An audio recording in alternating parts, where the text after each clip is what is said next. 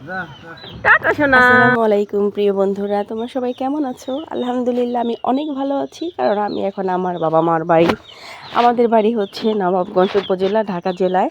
তো যে ভিডিওটা তোমাদের সাথে শেয়ার করছি সেই ভিডিওতে আছে আমি আমার আব্বুর সাথে। সব সময় আমার আব্বু মার কাছে আসলে আমার আব্বুর সাথে বাজারে যাই, কারণ আমার আব্বু সারা জীবন মাথায় আমাদের দায়িত্ব নিয়েছে, সারা জীবন চলেছে, আমাদের জন্য বাজার সদাই করেছে।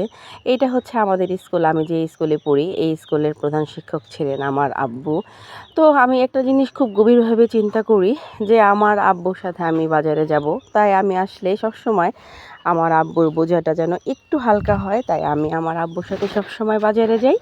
তো আমরা নবাবগঞ্জ উপজেলায়, নবাবগঞ্জ একদম প্রপারেই যাচ্ছিলাম। আমাদের বাসাটা একটু 5 মিনিট লাগে, একটু বাহির সাইডে, আর এই প্রপারে যাচ্ছিলাম।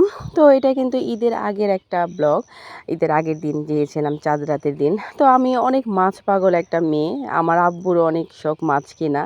গিয়েছিলাম যে দেখি কোনো ভালো মাছ বা শখের কোনো মাছ পাই কিনা, কিনবো, খুব বেশি না হলেও অল্প পরিমাণ কিনবো। পরে বড় মাছগুলা মনে হলো যে খুব ফ্রেশ হবে না, তো এই যে পদ্মার বাইলা, যেহেতু আমাদের এখানে মৈনট ঘাট পদ্মা কাছাকাছি মাওয়া, তো এখান থেকে পদ্মার কিছু মাছ আসে যেগুলো একদম ফ্রেশ এবং একদম অথেন্টিক স্বাদ।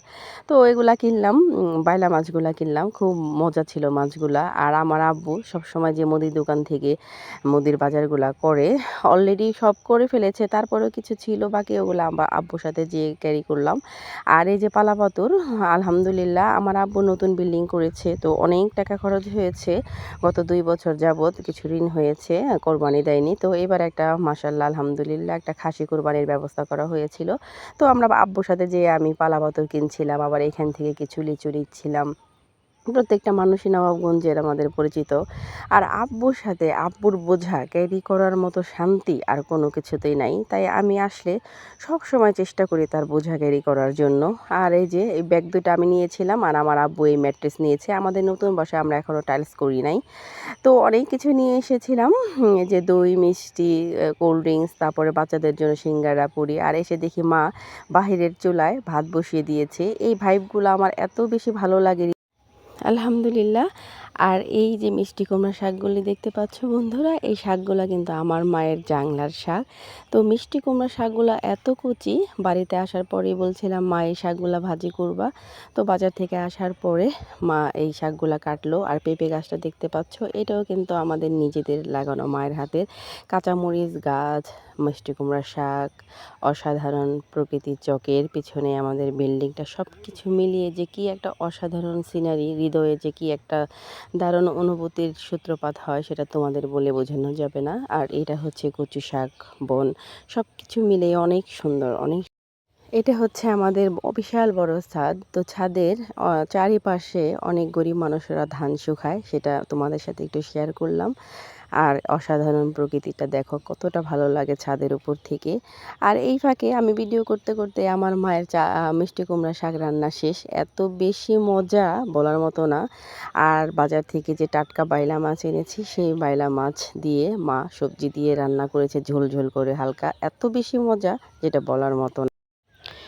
এখানে আরেকটা জিনিস তোমাদের সাথে শেয়ার করছি, এটা কোরবানির আগের দিন ছিল যেহেতু। তো আমার ছেলেরা ঢাকা থেকে এসে এই সুন্দর সিনারিটা বা সুন্দর একটা মুহূর্ত কাটিয়েছে যেটা বলার মতো না। এই খাসিটা আমাদের মাশাআল্লাহ কোরবানির জন্য আনা হয়েছিল। তো আমার আব্বুর সাথে তারা যেভাবে মিশে থাকে সব সময়, আমার আব্বুর অনেক আদরের 2টা নাতি আমার ছেলেরা। তো ওরা চকে যেয়ে আব্বুর সাথে খাসিকে ঘাস খাওয়াচ্ছিল আর অনেক আদর করেছে, পানি খাওয়াচ্ছিল। 2 দিনে এই খাসিটা আমাদের পরিবারের একজন হয়ে উঠেছিল। তো কোরবানির আগের দিন রাতে তারা খুব কান্না করছিল যে মা কালকে তো খাসিটা কেটে ফেলবে।